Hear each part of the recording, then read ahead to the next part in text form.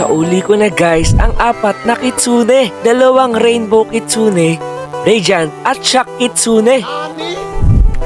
Kulang daw ng 1 rainbow kitsune. What? Teka. Meron pa? Yes daw nga ni.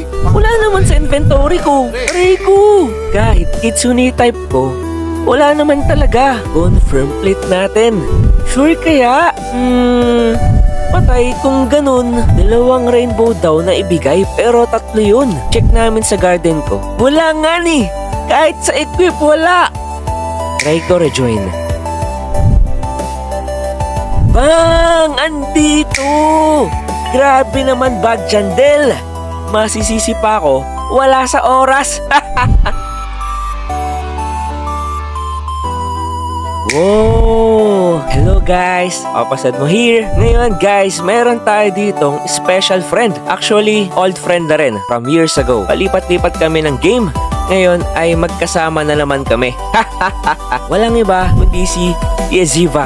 Tignan nyo naman guys, gaano ka-ultimate collector itong friend natin dito ngayon sa game na to.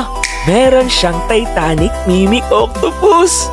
Ang lalaki nga ni! At ititry niya tayo ngayon ng Kitsune, rarest pet of all. Since this is the first prismatic pet, as far as I know, correct me if I'm wrong na lang guys. Ito guys!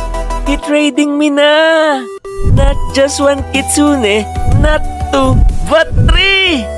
Ang ating mission for today is to test the ability of Kitsune with 4 or more Mimics Octopus to copy its ability. But look at this first guys! Napakaganda din ng pet natin pag at night time. Nakinang silang lahat nga ni!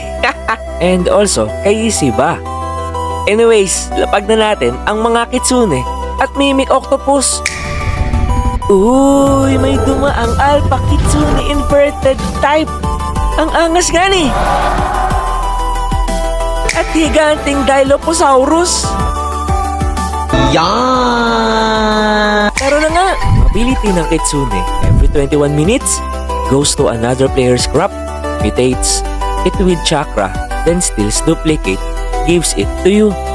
Very rare chance to mutate with Foxfire Chakra mutation instead. At may pet mutation na rin sila. Lakas nga ni! Yan na, drop na natin 3 Kitsune.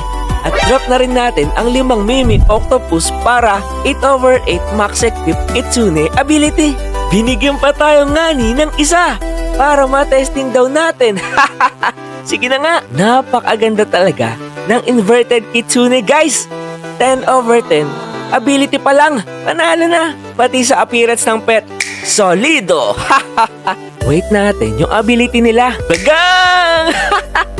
Naaalala nyo yung inverted Kitsune? On the spot, napa-mega type niya agad nga ni. Wow! Super OP na lalo. Langya, ang bilis lumibil nga ni. Palong-palo team ng kaibigan ko guys. Kakakuha lang ng mega. Age 19 agad to level 30. Gravity! Eto na guys. Segundo mano na lang, aandar na mga passive nila. Go Kitsune, takbo! Para pala talaga silang mga raccoon, stealing fruits from another garden. Yun nga lang, pinagkaiba niya sa raccoon. Etong Kitsune, prismatic na merong mutation. Ang raccoon naman is divine lang. Tsaka, tignan nyo parang may battle base to base. Nagtothrow ng mga passive, mga Dilophosaurus niya sa base natin. Ayaw na kasi umuwi ng Titanic Kitsune. Hanggang dito na lang muna tayo guys. And see you sa next video. See ya! Guys, pa-follow ako dito sa TikTok natin ngayon. Fake Streamer Official. Papuso naman dyan at pa-follow. Excited na akong gumawa ng mga ganitong videos para sa inyo.